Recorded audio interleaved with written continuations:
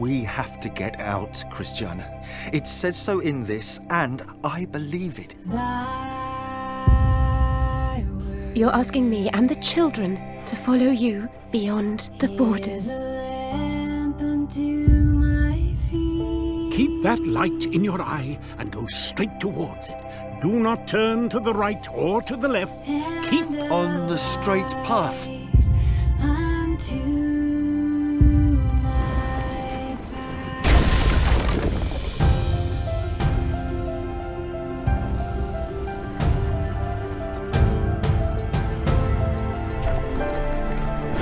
Cannot expect to continue without hardships. Think about it. Even if you reach your destination, what will become of those you love? Perhaps you'll save yourself, but what of them? When I feel afraid, think I've lost my way. Nothing will I fear. I am on this journey for the King. Nothing will I fear. You will go no further. You're the light unto my path.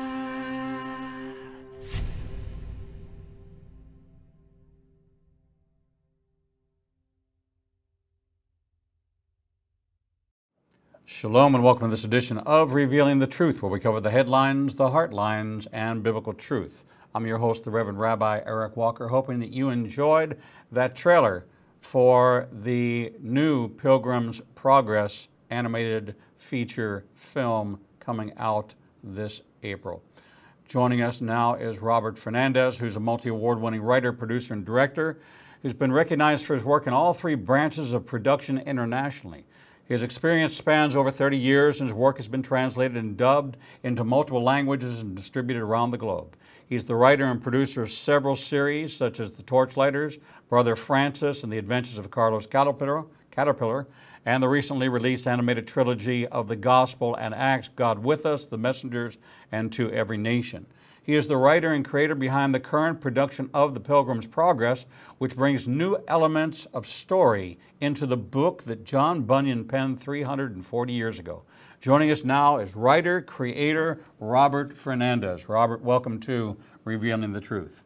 Thank you so much for having me. It's great to be here with you. Well, it's great to have you on. This is a story that I've heard reference to and alluded to, and the import of it, and the fact that it really hasn't been updated in a very, very long time. So when you got the vision for this project, what was really, from a faith perspective, from a personal perspective, what was it that was the driving force for you to launch such an venture? You know, it's interesting the way that God works, because oftentimes, as far as the creative aspect of what I do, God begins to put an idea in my head or a desire in my mind to do something years before I actually get to do it. And I've actually worked on projects that probably the desire to do so began maybe 5 or 6 years before, which is a great way that God does that, because then it gets me really praying and researching and really seeking the Lord. I always look at it a little bit like when you're a child and you're playing with these little cars and you kind of rev them up a little bit, and then after a while you let them go and they take off. And I think that's really part of the way that God works in my life. And the Pilgrim's Progress has been, because I came to know the Lord when I was 14. As with anything that God is in our lives, the Lord usually turns us around. He does something in our lives. He blesses us, and he turns us around to everybody else. I think that's just the way Christianity is. He always wants us to share our faith and what we've discovered with others. And the Pilgrim's Progress to me was always this wonderful book that is an allegory of what the Christian life is really about. So it's not just a book about salvation, because in the actual book, when Christian starts out, which is the name of the character is Christian, he starts off with his burden on his back, which people have always discussed. What is the burden? It's a burden of sin. It's a burden of him reading the Word of God. And the more he reads, the more burdened he gets. And then he gets to the gate, which happens very early on in the book. And in our sort of contemporary way of thinking, we look at, well, he gets to the gate and the burden's going to fall off, and he's a Christian Alan. Everything's just wonderful, And in the book, it doesn't happen the way it doesn't happen in the film. He gets to the gate, and he's trying to take off the burden, and the gatekeeper says, well, what are you trying to do? And he says, well, I heard that the burden will come off here. And the gatekeeper says, well, I believe the words were, get to the gate and you'll be told what to do. So going back to the original desire that I had to tell the story is because I've traveled a lot, worked a lot all over the world, and I know that at some point there was this idea that came into the church of like, well, come to Jesus and everything is just going to be great. It's like you can have anything you want and God will answer all your prayers. And the Pilgrim's Progress is not about that. The Pilgrim's Progress is about all the different parts of a Christian's journey that we all go through before we get to the celestial city, some of which are moments of encouragement and inspiration and guidance, and others which are places that you have to go to where you're tested, where you're faced with temptations, and others that you're faced with hardships and persecutions and things like that. So I thought it was a really great story that needed to be told, written by the author while he was in prison for 12 years.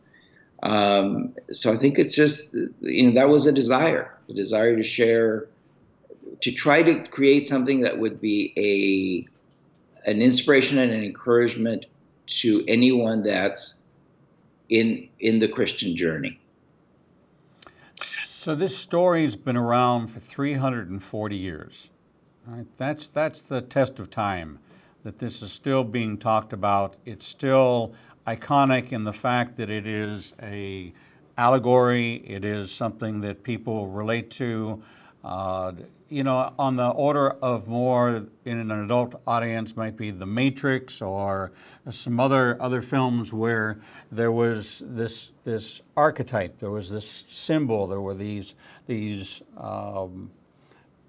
very much of the book of Revelation, where it's a cinematic panoramic view of messages which are hidden but revealed. They're unknown, but yet they're known. And you have to figure out, is this a what was? Is this a what is? Or is this a what is to come? And that's really what the book of Revelation is supposed to prompt you to do, is go back and now study your Bible and figure out, is this a what was? Is this a what is? Or is this a what is to come? Mm-hmm, mm-hmm. And that becomes your life journey, and you actually pick up pieces. So it does knowledge, understanding, challenges, how God uses challenges in our life, yes, testing, sifting, refinement, trusting us, faithfulness, the journey. All that seems to be contained in this story. But yet, sorry. But yet it's been relegated to a children's book. Well, originally it wasn't a children's book. Just to give you a little backstory on Bunyan and who he was an uneducated tinker, which means that he sold pots and pans. That's basically what he did. And he was born in 1628, England. He wrote a book while he was in prison. The reason he was in prison because once he came to Christ, once he had a conversion experience, he began to preach. And preaching was outlawed at that time because it was just the official church that was able to do it. But his heart was, abounding with grace, and he wanted to share with the people around him. So he was in prison several times. And in this particular case, he was in prison for 12 years. when he was in prison, he wrote his autobiography, which is called Grace Abounding to the Chief of Sinners. And in it, he recounts his whole journey coming to the Lord. Quite a deep book. And it's interesting because he had no formal education. He wasn't formally educated, and he didn't have any theology training or anything like that.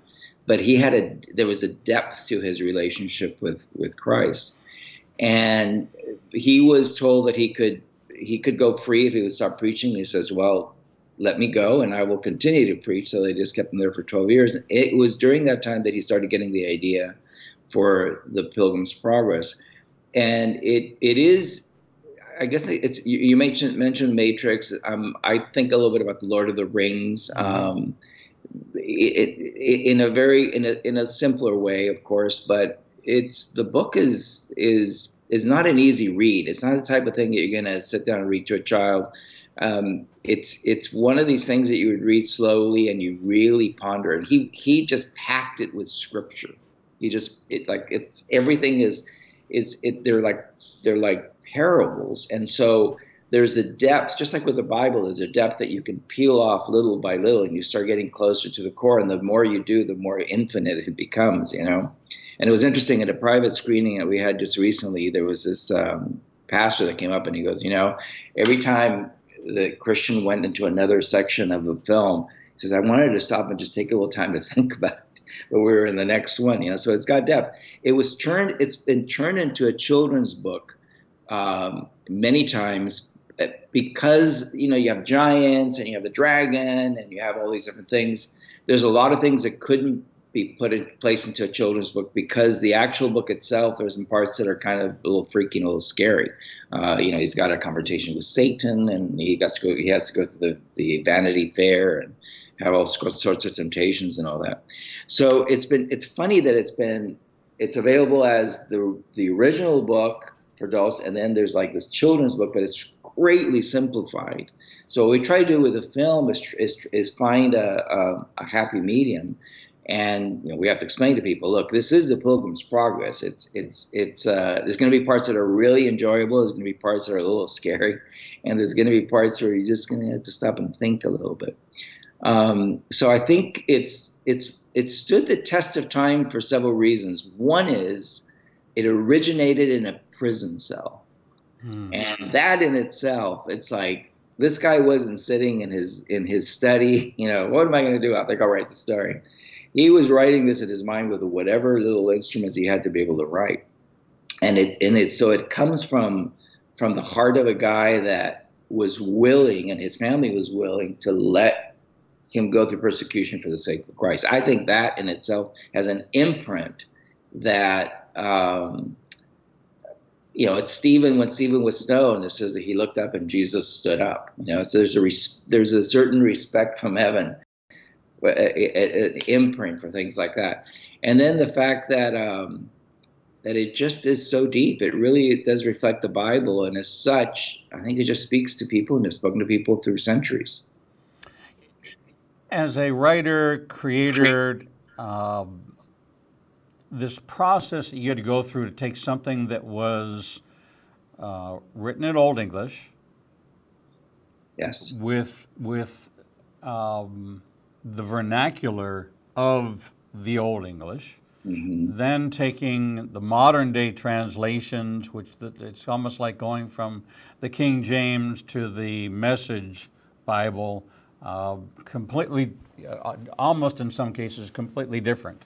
And then trying to find the balance to have it still be honoring and edifying to the storyline that John Bunyan penned, but to not watered down, but to modernize and make it relatable so that it can still reach the nations, which part of your vision, which I think is so incredible, as significant as keeping this story alive and reaching English speakers, is this translation project that you have to have this distributed in 100 languages, not subtitled, but in native speaking. So this, it's just, I'm touched by it because we're prime time in the Middle East. Christianity had this great omission going on, not the great commission, but the great omission, and that is we're going to minister to everybody but the Muslims and the Jews. Well, I'm Jewish, so that really is antithetical to the entire scriptures. And then this rapidly growing Muslim population, and a rapidly growing Muslim population who's coming to the Lord at the same time and wants to be reached but doesn't know because the Bibles are banned and movies like The Passion of the Christ. But you know, here you have a way to reach them that even though it's obvious what it is, it's not, from a censor standpoint, it doesn't really hit the radar the way cases of Bibles do. Yes, and it's exactly right. As far as putting it into all those languages, we've done a lot of that previously with a lot of other projects, and that has been at the heart of this particular film from the beginning, is to be able to share it with as many people as possible. The great thing about it, as you bring up, is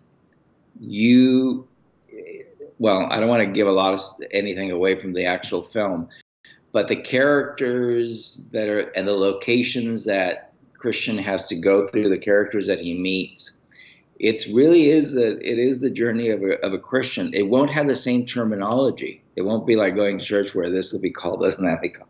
It's a storytelling technique. And the great thing about it, you were talking about, you know, translating the book for modern viewers today. We really stuck to the heart of the book. I mean, there were some things that I had to change because the book is very wordy, number one. But the advantage that we have is that this is an audio-visual production, and when you work with audio-visual production, you're supposed to show more than you actually tell. The words, the dialogue has been very important, of course, but so is all the places that Christian goes to are like a world in themselves. So we had the opportunity, because we were using CGI, 3D animation, to create these worlds and therefore use a language of visual, use a language of music to be able to portray more in less amount of time. But I think it's going to be tremendous, not only for the believers. I think for the believers who are Christian, it's going to be a type of film that what we wanted was there will be like a boost, like a little bit of a kick, you know, to kind of give you a little more conviction. And then for those that are non-believers, I always take that into consideration. It's like, what would happen if somebody walks in the door right at this moment who has absolutely no idea about Christianity or anything like that? And I really believe that when something is committed to the Lord, that He does put His imprint on it, the Holy Spirit, and that He uses visuals and music and everything to draw people to Himself. So I think this film will actually be really good to share with others. It's going to be enjoyable. It's just fun. It's a fun thing to watch, but it does have depth and message.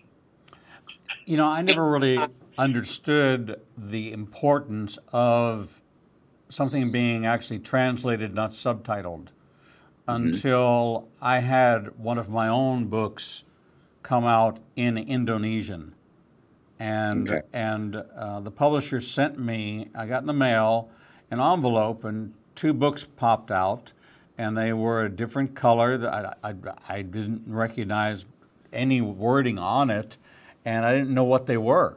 And I looked at the pages, and I thought it was, you know how sometimes you get something it's got all kinds of letters on it, but there's not anything, and it's just I don't know what they call it, but it's just like it's like a printer or something.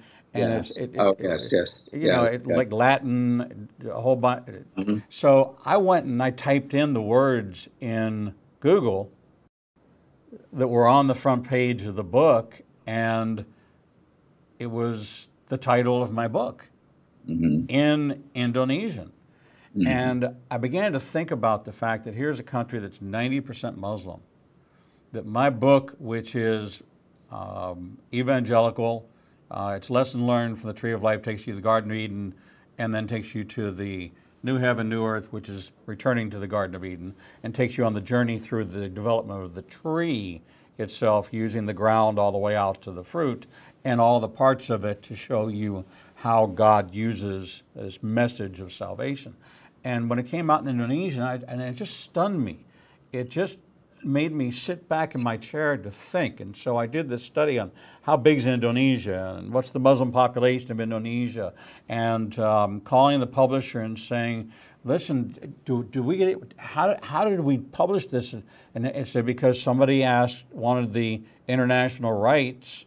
They read it, they wanted the international rights, and they're handling the publishing and distribution. And they said, like, what was the original run? And he said, I don't know how many tens of thousands, right, the original run was going to be, but we'll find out when we get the first reporting. And I'm thinking to myself, you know, here's millions upon millions of Muslims, and this is going into every bookstore in Indonesia because the title is The 7 Laws of Abundant Living. Okay? It's not, it's like the Pilgrim's Progress. It's not, you know, salvation. Okay? Yes. It's just lessons learned from the tree of life. And so because the imagery and the symbolism of it were universal, they jumped on that. And so when I got the media kit, and they reached out to us, and we don't do a lot of films on this program. It's kind of a hard medium to promote, especially when it's timed, has kind of an expiration, April 18th and April 20th. We've already found out the 3 theaters here in Birmingham, Alabama, they'll be having it, and we've already made plans to go see it in the theater with my adopted family here in town. But this is something that when you think about in native Farsi, in native Cantonese, in native Mandarin, in native, not because the beauty of the CGI and the message going out in native tongue, because there is nothing with live actors. It's very, you know, the dubbed films are even today are just still Godzilla-like in their ability to even try to come close. You know, the lips move, and then a full second later the words come out, and you know that this thing is. But with what you've done, you're able to really pull it off. Well, yeah, like I said, we've done a lot of dubbing. Most of the stuff that I've worked on, I usually work primarily in English, obviously, but then it goes English, Spanish, Portuguese, pretty much across the board of anything that I ever do. But then we work with a bunch of other different languages, and we put together dubbing manuals that help to explain. In some cases, you're working with professional studios that know exactly what to do.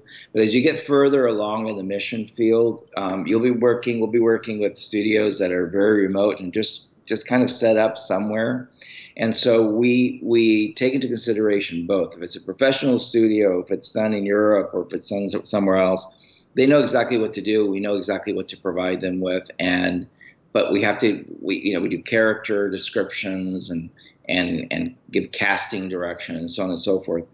But if it's going to be done in a very remote place where they're going to be using volunteers, it still works if they follow the manual. And the great thing about it is that they do interpret, they have to interpret what the script is saying, because it just can't be a literal translation. You know, there's a limit to the amount of screen time this character has and so on. So I think it gets people pretty desperate and praying, but it's always borne fruit, and it really works. And it's done by people that are there with they know their culture as well, and that's very important. Well, we're talking with Robert Fernandez, who is the writer-creator, director of The Pilgrim's Progress, a new CGI film coming out. The journey begins this Easter on the weekend of April 18th and April 20th. And there is a fundraising aspect to this for special events, and I encourage all of you to go to pilgrimsmovie.com to get this, sign up for private screenings, buy tickets. There are group discounts for 10 or more, and strongly encourage you to grab a hold of this great family weekend of celebration that this is going to debut here in the United States that weekend only.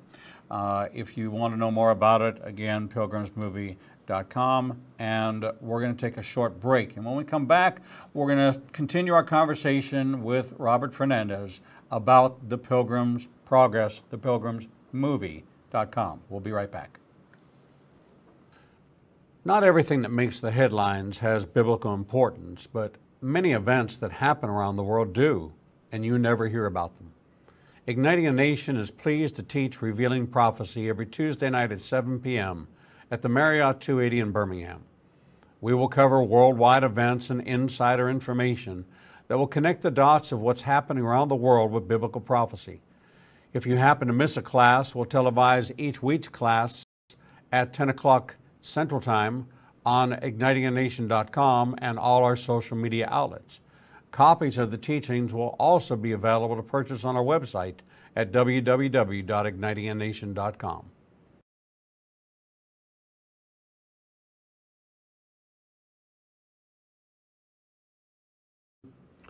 The Lord meets you right where you are, and so does Igniting a Nation's new live streaming outlets.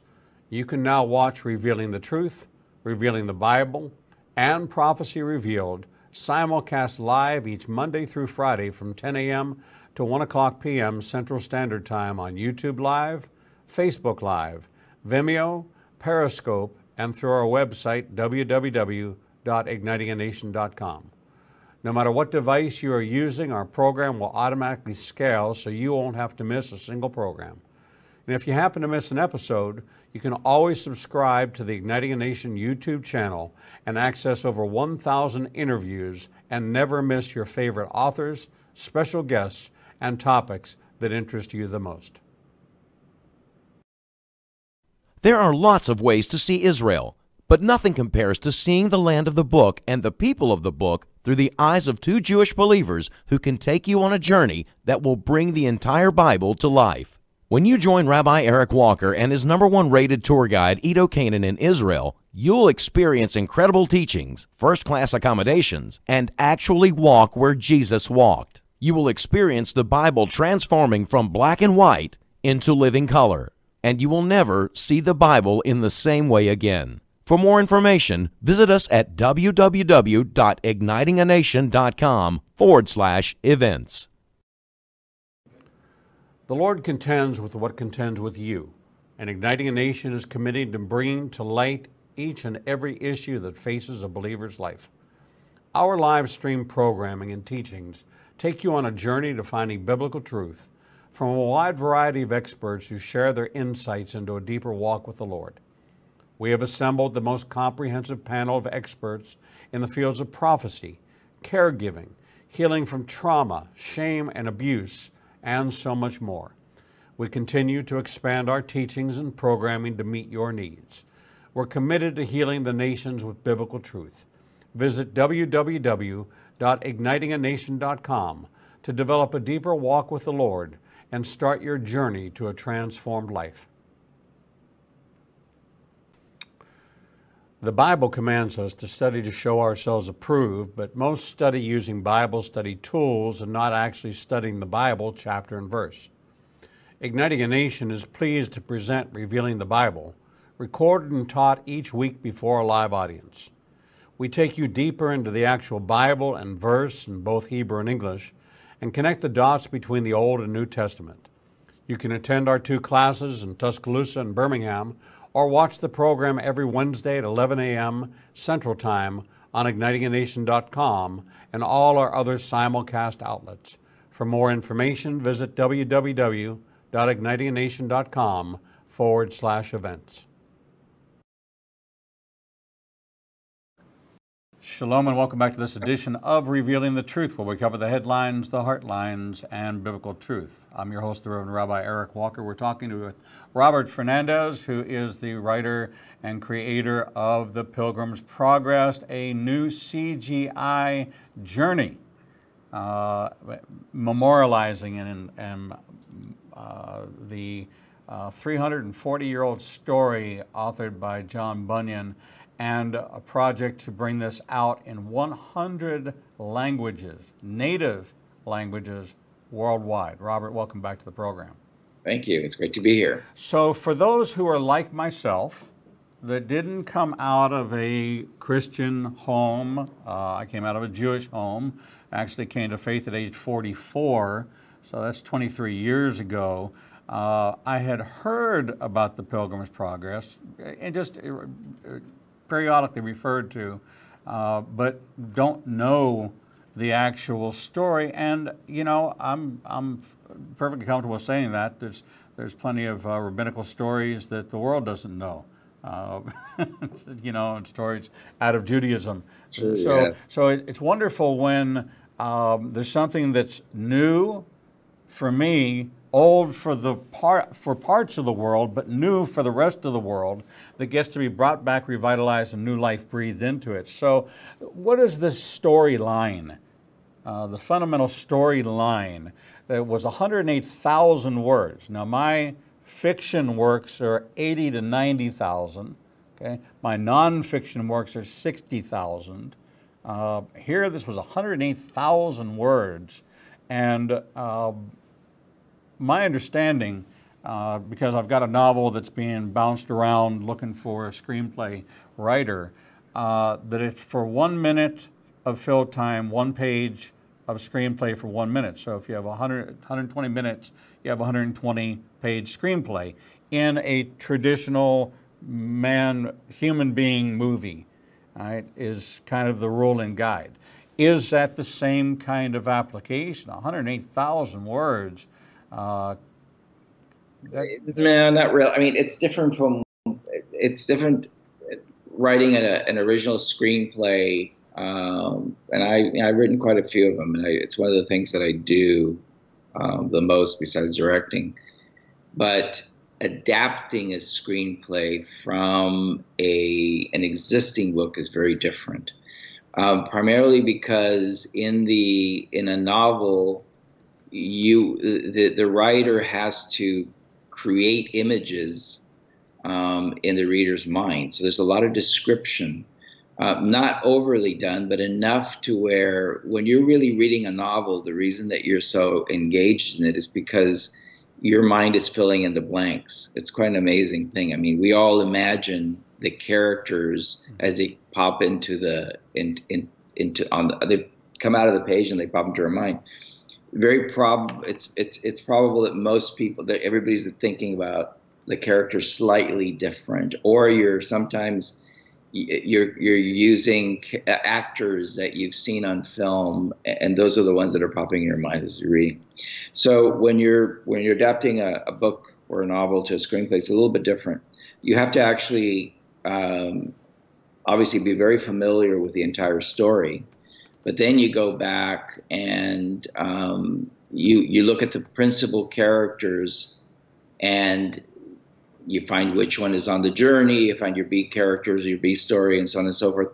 But in audiovisual, the advantage is that you're actually presenting everything. And so in 1 minute, and 5 seconds, and 15 seconds, you can actually throw so much information to an audience via the location, the special effects that you're using, the music, and so on and so forth, that it's a different language. It's a different language. And in reality, in a screenplay, you should be using less words. Because even when we speak, we don't usually speak in complete sentences. You know, we use our hands and so on and so forth.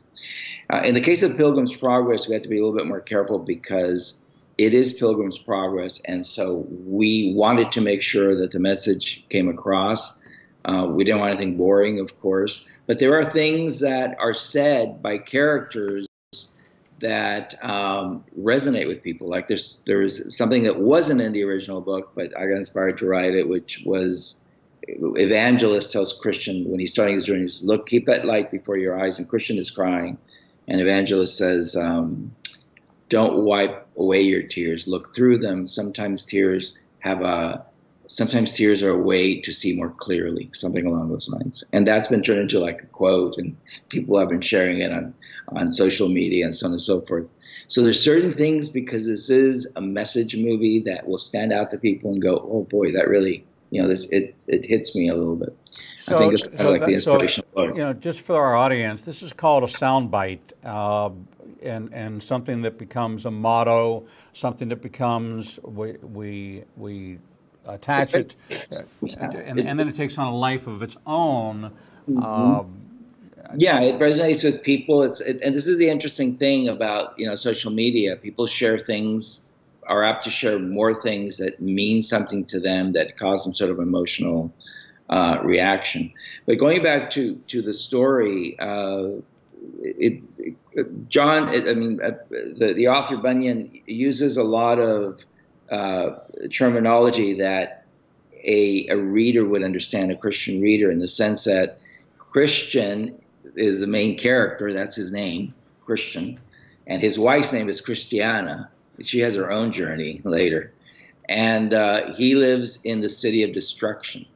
Now, what we had to do in our film is we had to give a backstory. We had to create a backstory, because the book doesn't begin with that. The book, tells you he lives in the city, but it doesn't explain what it is. So we had to go back and try to envision all this so that the people that don't know the story have a greater understanding of why he's having to leave the city of destruction. He goes off into the city of destruction, into what we created as the outer realms, because the city of destruction is governed by an evil prince that they never see. And of course, this is Apollyon, Satan. And so when Christian finds this book that's prohibited, he begins to read it. And the more he reads this book, the more this burden grows on his back. And that's kind of an interesting thing, because you would think that the more you read the Word of God, the more free you become. But in many ways, at the beginning, the more you read, the more you become burdened, because you become aware. It's like your eyes are peeled and you become aware of things that you had never been aware of before. You become aware that there's a greater significance to our life. You become aware that there's evil around you. And so for a Christian, it's this burden that begins to weigh him down. And the more he reads, the more this burden grows. But interestingly enough, in the city of destruction, nobody can see his burden. He only feels it himself. So everybody's a little bit concerned about it, and he knows, the book tells him that he has to leave the city of destruction and find the celestial city. But his wife and children decide not to go with him. They think he's crazy. They think he's absolutely mad. And so Christian embarks on this journey by himself, with the idea that once he finds this place, he wants to come back and tell the other people about it. Because the city of destruction is a place where there's constant work, because it's constantly in decay. So they're constantly having to work to keep it up. They're trapped, basically. So he goes on his journey, and he meets the first person that he meets when he's crying and he's trying to figure out what to do, is he meets this man named Evangelist. Again, the author is using terminology that we understand, and Evangelist tells him, this is what you must do. And the guy that we had playing Evangelist is John Rhys Davis, who played Gimli. He played a little dwarf in The Lord of the Rings. He has an incredible voice, fantastic voice. And it's funny, when I had a chance to direct him, and when I was working with him, he was so familiar with the Pilgrim's Progress book that in between takes, he would quote entire passages. It was like watching him on the stage. It was just amazing, just this command of acting and everything. Great voice. So is this one of the early kind of introductions into dystopia, into kind of a, the Bible kind of gives us in the paganry and many of ancient dystopic people. This is a genre that people really understand today. And then there's a utopia there's a dystopia. These kind of two and then in between is the journey. The journey, yeah. Exactly. And one rises up to be the pilgrim and to be the one to carry, and then wants to come back as the savior to save the ones who are living in this, and it's unsettling to the leadership, and it's this is the Pharisees and the Sadducees and the teachers of the law, all those things all rolled in. And so I'm starting to see a picture here of what we see with many of the modern dystopia movies. Mm-hmm. This is an ancient from antiquity, 340 years old. Introduction to it that has such a resonating biblical, which all the rest of them do have a biblical foundation. You just have to look at it through a biblical prism. Yes, that's right. Not just a biblical lens, but actually a biblical prism, which is different. So kind of the approach you've taken with this film is adding that and kind of, as you describe it, I can see it. Yes. Yeah. He meets Evangelist. One of the next characters, the two characters that try to stop him are his old friends, Obstinate and Pliable. He ends up falling into the swamp of despondency, which is full of fears, and that's what fills it. But he's assisted out of the swamp by a man named Help, who comes to his aid whenever he calls for help. And of course, Obstinate and Pliable decide to just abandon it, because they go with Christian because initially they try to draw him back, but then they want to go with him because Christian talks about how wonderful the celestial city is. But as soon as they have their first trial, they said, "You're nuts, you're crazy. If this is the way it is at the beginning, what's it going to be like at the end?" And they just leave him right away. So it's Obstinate and Pliable leave. Next, he meets Mr. Worldly Wiseman, who cautions him about the path that he's taken and leads him somewhere else where he meets Mr. Legality, which it's interesting. You'll see it in the film. He's in the book, like the place that he goes to, Legality Hill, is actually a hill that is almost toppling over Christian. We turned that into a creature, a man that's actually made of this mountain, and the mountain is made of all these commandments, and every time he speaks, more commandments comes out. So he meets that, and he meets Apollyon, which is Satan, the prince of the city of destruction. He will meet with the Watcher and his 4 daughters, who are there to actually encourage him. The Interpreter, which is a version of the Holy Spirit that teaches him in his journey that he should not just go by sight, but he needs to really ponder what he's looking at, and gives him certain visions that eventually help him. That's right before he goes to what we call Salvation Hill, where he has 2 roads, and one is Passion Passage, and the other one is Patience Path. Taking Patience Path is a beautiful scene that I won't go into right now, but it's a very, very moving scene that from the screenings that we've done, people, they get the chills or they cry, and so on.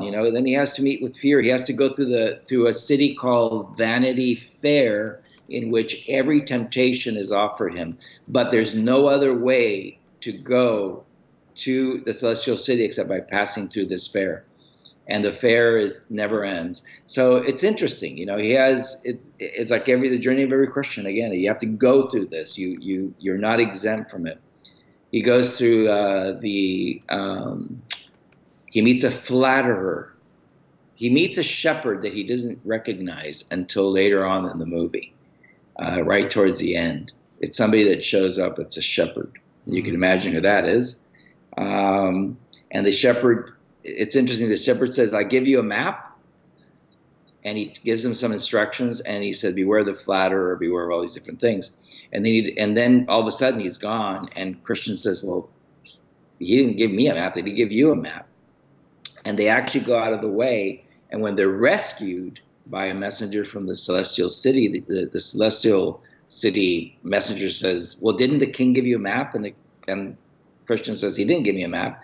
And she says, didn't he tell you where to go and where not to go? And she says, the king's words are a map, Christian, which I also think is one of those things that is great. You know, we often say, well, God, what are we supposed to do? Just show me. And yet there's so many things that are already written that at least guide us in the right direction. And then, of course, the glorious part is the celestial city. And when he gets there. And then I won't tell you what happens. No, no spoilers. Now, you also have an interactive book project that's being created. Yep. And yes. You have a, what did you tell me, 8.5 hour whole study guide that when we edited the film, the script, the original script was way too long. It was just massive, and so we kept cutting it down, and then we actually produced the entire film in it, and it was like over 2 hours, and we said, no, we got to shave some stuff off. So eventually, after the initial release of the film, probably a year later, we will release an episodical version of the story, adding footage that we had to omit from the film. So, and because it's a story of so much depth, it will allow us to present, let's say, a half hour of the first part of the journey, along with a study guide that can be used at home, could be used by homeschoolers, could be used in school, wherever, personally, and that will have it'll just be an in-depth study based on the original book and on the Bible, that we hope will be a real help to people on their journey. And apart from that, of course, you have the interactive book. There's a lot of other things that we're thinking about, games and things like that will. Again, the idea is to provide something for families around the world that they can enjoy, but that could be beneficial for them as well. Is it your desire to really kind of get the story out, but also raise funds to finance the further development? The further translations, where does and this is for the audience to understand the process. They know that there are major film production companies and investment houses and many things involved, but in the faith-based marketplace, there are a number of different ways to fund projects like this. Did your funding come in from endowments? Did it come from donors? Is it a combination of investment and then release, and proceeds from will be pouring back into to finance the expansion? It's been a combination. In some cases, it's been, in the case of the executive producers like Steve and Steve Cleary and Charles Rains, they really believed in it so much that they came in with a lot of their own personal funding and finances to be able to do it.